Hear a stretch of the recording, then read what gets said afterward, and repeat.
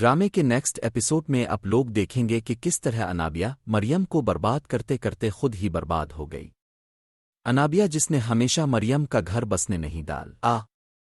پہلے جب اویس کے ساتھ اس کی شادی ہوئی تو اس کی اویس سے طلاق کروا دی، پھر اس کے بعد شاہوج کے گھر سے نکلوانے کے لیے کس طرح انابیہ نے چال چل کر مریم کو ذلیل اور رسوا کرنے کی کوشش کی، لیکن وہ اپنے گھر میں بیٹھ کر یہ سوچ رہی تھی کہ مریم اب تک سلطانہ آنٹی کے گھر سے جا چکی ہوگی۔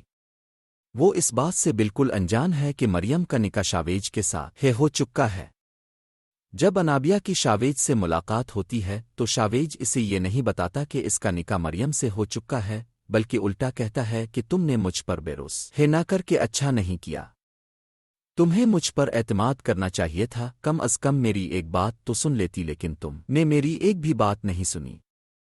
تمہاری اسی حرکت کی وجہ سے وہ سب کچھ ہو چکا ہے جو نہیں ہونا چاہیے تھا۔ انابیہ شاویج کی بات سمجھ نہیں پاتی اور سوچتی ہے کہ شاید وہ غصے میں یہ سب کچھ کہہ کر چلا گیا ہے۔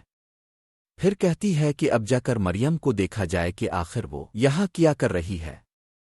دوسری طرف مریم جو شاویج کے لیے تیار ہو رہی ہوتی ہے، تب شاویج آتا ہے اور پوچھتا ہے کہ تم اتنا سجی سنوری کیوں ہوئی ہو؟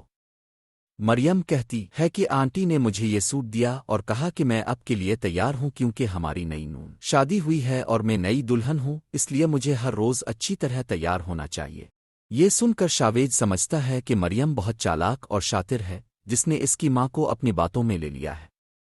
وہ جا کر اپنی ماں سے کہتا ہے کہ اب نہیں جانتی، یہ لڑکی بہت چالاک اور گھنی ہے، جتنی یہ معصوم بنتی ہے اب اسے سمجھ نہیں پا رہی، جتنا یہ معصوم نظر آنے کی کوشش کرتی ہے اتنی ہی اندر سے چالاک ہے۔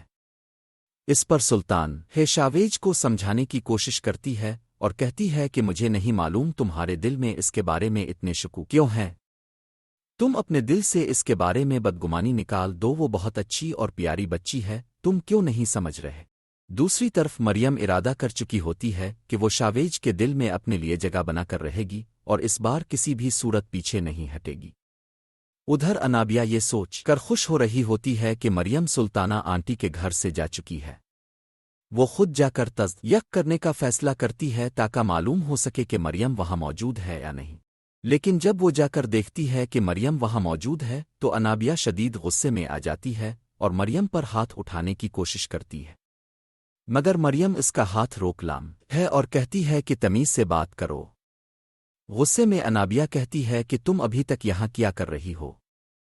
یہاں سے گئی کاف یوں نہیں، میں تمہارا ایسا حشر کروں گی جو تم کبھی نہیں بھول پاؤ گی، اور یاد رکھو گی کہ تمہارا ٹکراؤ انابیہ سے ہوا تھا۔